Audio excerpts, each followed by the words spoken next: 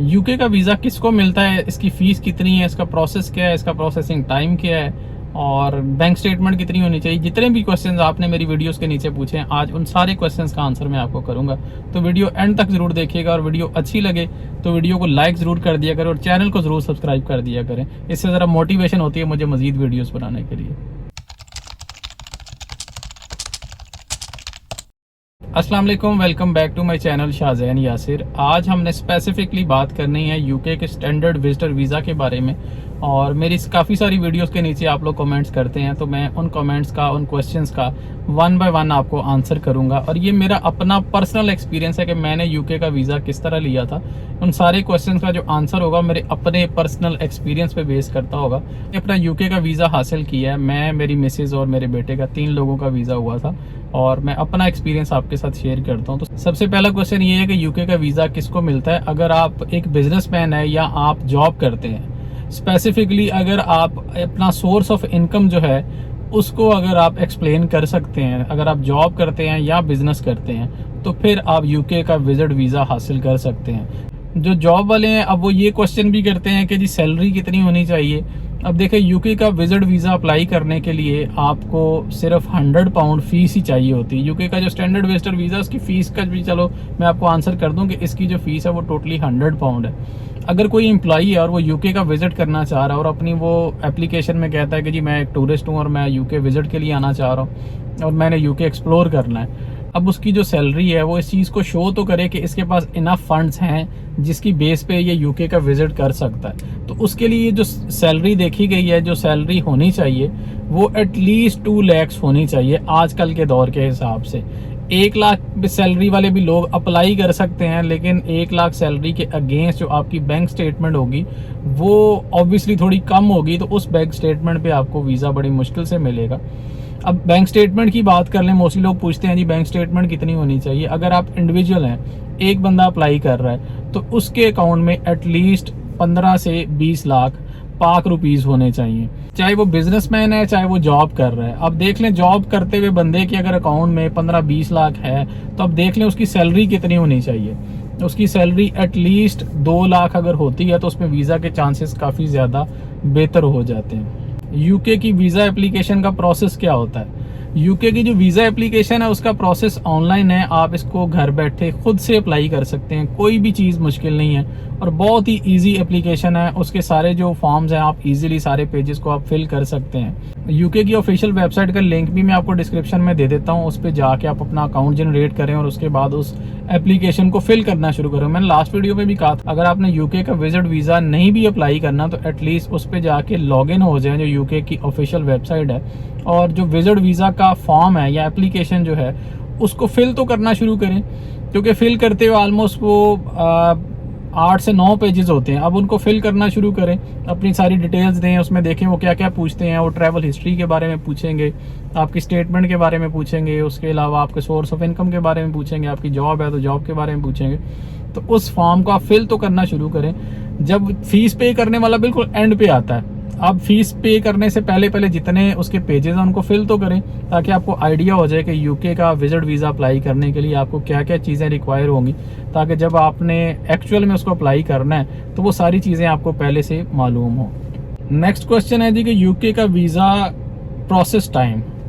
UK का जब visa आप अप्लाई करते हैं, ऑनलाइन अप्लाई करने के बाद जब आपका बायोमेट्रिक होता है उसके बाद प्रोसेस टाइम स्टार्ट होता है। तो वो प्रोसेस टाइम ऑलमोस्ट 60 डेज होता है। मैं आपको अपना एक्सपीरियंस बताऊं, मेरा वीज़ा 35 डेज के बाद आया था और नॉर्मली वो लोग 60 डेज का ही बताते हैं, लेकिन विद इन मंथ या 40 डेज में ऑलमोस्ट वीज़े का पता चल जाता है। नेक्स्ट क्वेश्चन, यूके के विजिट वीज़ा को वर्क वीज़ा में कन्वर्ट करवाया जा सकता है यूके में रहते हुए?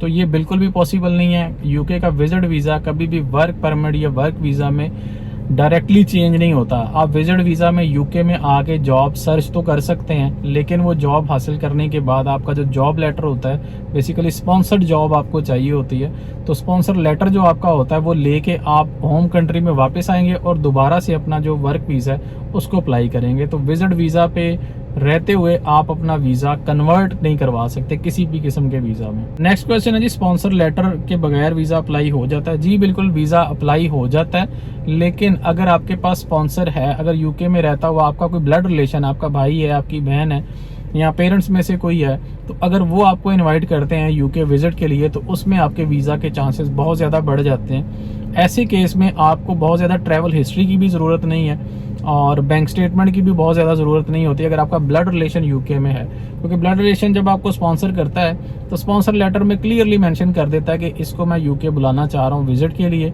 और इसका जितना भी खर्चा है वो मैं अफोर्ड करूँगा। इस केस में फिर आपको बैंक स्टेटमेंट की बहुत ज़्यादा ज़रूरत नहीं होती और आपकी ट्रैवल हिस्ट्री की भी ज़रूरत नहीं होती। नेक्स्ट क्वेश्चन है जी कि ट्रैवल हिस्ट्री के बगैर वीज़ा मिल सकता है? यूके का वीज़ा ट्रैवल हिस्ट्री के बगैर बहुत मुश्किल है। आपकी अगर जेन्युइन ट्रैवल हिस्ट्री है कोई, तो उसके साथ अगर आप यूके का वीज़ा अप्लाई करते हैं तो उसमें आपके वीज़ा के चांसेस बहुत ज़्यादा बढ़ जाते हैं। जैसा कि पहले मैंने लास्ट क्वेश्चन में आपको बताया कि अगर आपका स्पॉन्सर है यूके में, तो फिर आप विदाउट ट्रैवल हिस्ट्री भी आपके काफ़ी अच्छे चांसेस होते हैं। अगर आप अप्लाई करते हैं यूके का वीज़ा तो आपको वीज़ा मिलने के चांसेस ज़्यादा होते हैं। अगर आपका यूके में कोई स्पॉन्सर नहीं है या आपको इन्विटेशन लेटर नहीं आता, तो फिर थोड़ा मुश्किल हो जाता है यूके का वीज़ा ट्रैवल हिस्ट्री के बगैर। नेक्स्ट क्वेश्चन है what's about hotel booking and flight reservation? जी, फ्लाइट रिजर्वेशन करवा लें तो बेहतर है। होटल बुकिंग अगर आपका कोई स्पॉन्सर नहीं है, और फिर तो मस्ट है कि आपको होटल बुकिंग करवानी पड़ेगी, क्योंकि जब आप फॉर्म फिल कर रहे होते हैं वीज़ा एप्लीकेशन का, तो आपने उसमें मेंशन करना होता है कि यूके में जाके आप स्टे कहाँ पे करेंगे, तो उसके लिए आपको होटल बुकिंग की ज़रूरत पड़ती है। और फ्लाइट रिजर्वेशन की ऐसे ज़रूरत नहीं होती ना। मैंने जब वीज़ा अप्लाई किया था मैंने को फ्लाइट रिजर्वेशन लगाई थी साथ, लेकिन लगा लें तो लेकिन अगर लगा लेते हैं तो वो एक प्लस पॉइंट है। Bank statement question mark. Bank statement का मैंने आपको बताया, बैंक स्टेटमेंट एटलीस्ट 15 से 20 लाख होने चाहिए। और मैं आपको ये भी बता दूं कि अगर आप फैमिली के साथ अप्लाई कर रहे हैं, अगर 2 लोग हैं, मैं आपको अपना पर्सनल एक्सपीरियंस बताता हूं। मैं, मेरी मिसेज और मेरा बेटा थे, और मेरी जो बैंक स्टेटमेंट थी वो ऑलमोस्ट 30 लाख से अबव थी, ऑलमोस्ट 32 लाख पाकिस्तानी रुपीज़, 32 लाख थे। तो अगर आप फैमिली के साथ अप्लाई करना चाह रहे हैं, 1 या 2 बच्चे अगर आपके साथ हैं, तो फिर एटलीस्ट 30 लाख मिनिमम आपकी बैंक स्टेटमेंट होनी चाहिए, क्योंकि अभी पाउंड का रेट भी काफ़ी ज़्यादा बढ़ चुका है, तो 30 लाख मिनिमम होनी चाहिए। नेक्स्ट क्वेश्चन है जी, पोलियो सर्टिफिकेट ज़रूरी है? जी बिल्कुल, पोलियो सर्टिफिकेट आपका होना चाहिए, और किसी भी गवर्नमेंट हॉस्पिटल में जाके आप इजीली पोलियो सर्टिफिकेट बनवा सकते हैं, उसमें कोई इशू नहीं आता और वो फ्री ऑफ कॉस्ट आपका बन जाता होता है। यूके के स्टैंडर्ड विजिटर वीज़ा की फ़ीस के बारे में आपको बताता चलूँ। अगर आप फर्स्ट टाइम अप्लाई कर रहे हैं यूके का विजिट वीज़ा, तो कोशिश करें कि आप 6 मंथ्स के लिए अप्लाई करें, क्योंकि जो विजिट वीज़ा होता है वो 6 मंथ्स का होता है, 2 ईयर्स का होता है, 5 ईयर्स का होता है और 10 ईयर्स का होता है। और ये जितने भी वीज़ाज़ हैं ये मल्टीपल एंट्री होते हैं। फर्स्ट टाइम जब आप अप्लाई करते हैं तो कोशिश करें 6 मंथ्स वाला वीज़ा अप्लाई करें, और उसकी फ़ीस भी बड़ी मिनिमम सी है, वो 100 पाउंड फ़ीस है।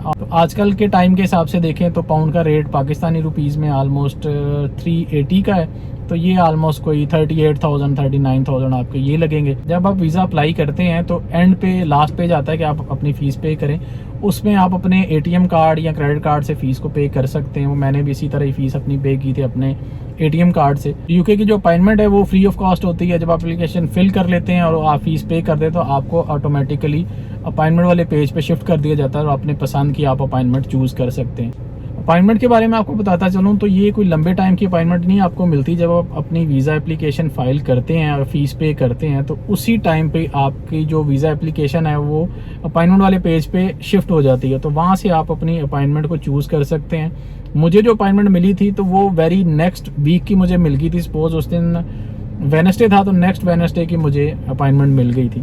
तो अपॉइंटमेंट विद इन मंथ की, ऑलमोस्ट मंथ के अंदर अंदर की जितनी अपॉइंटमेंट्स होती हैं वो आपको शो हो रही होती हैं। उनमें से जो आपको बेहतर टाइम लगता है, डे आपको जो बेहतर लगता है वो आप सिलेक्ट कर सकते हैं, और ये फ्री ऑफ कॉस्ट होती है। सेकेंडली, अगर आप अपने डॉक्यूमेंट्स ऑनलाइन खुद से अपलोड कर देते हैं तो जो जेरी की जो फ़ीस है वो आपको नहीं देनी पड़ती। जब आप बायोमेट्रिक के लिए जाते हैं तो जाते हुए आपसे पूछते हैं कि आपने अपने डॉक्यूमेंट्स वो अपलोड कर दिए हैं या वो करने हैं। अगर आपने वो करने हो, अपनी जो फाइल है आपकी वो हार्ड फॉर्म में आप अपने साथ लेकर गए हुए हैं, तो वो अगर उन्होंने वहाँ पे आपकी जो डॉक्यूमेंट्स है उनको स्कैन करना है और अपलोड करना है तो उसकी वो फ़ीस ज़रूर चार्ज करते हैं। तो उसकी फ़ीस वैसे होती बड़ी मिनिमम सी है, तो वो ऑलमोस्ट 5,000 के करीब होती है।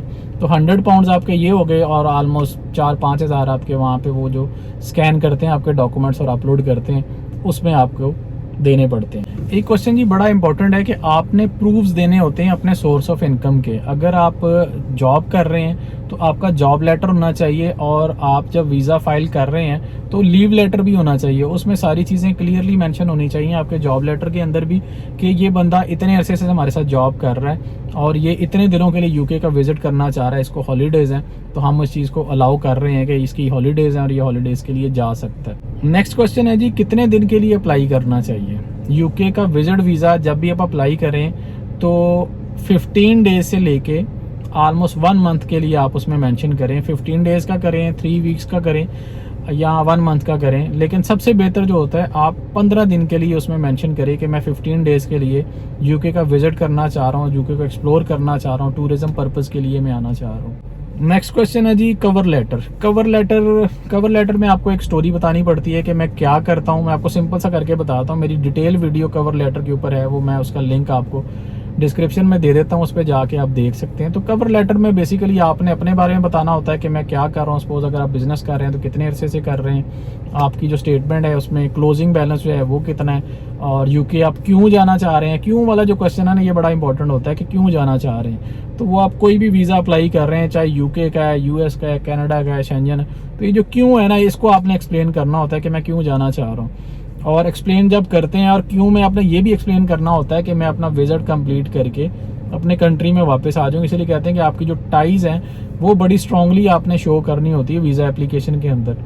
टाइज़ में सारी चीज़ें आ जाती हैं, आपका बिजनेस भी आ जाता है, आपकी यहाँ जॉब है तो जॉब आ जाती है। उसके अलावा अगर आपकी कोई प्रॉपर्टी है, आपके नाम पे कोई प्लॉट है, घर है, आपके नाम पे कोई गाड़ी है, तो उसके डॉक्यूमेंट्स ज़रूर साथ लगाएं। अब मेरे नाम पे 1-2 प्रॉपर्टीज़ थी, प्लॉट्स थे, तो उन प्लॉट्स के मैंने सिर्फ ट्रांसफ़र लेटर जो थे, जो इंग्लिश में थे ऑब्वियसली पहले से ही, तो वही मैंने अटैच किए थे, वही स्कैन करके मैंने अपलोड कर दिए थे।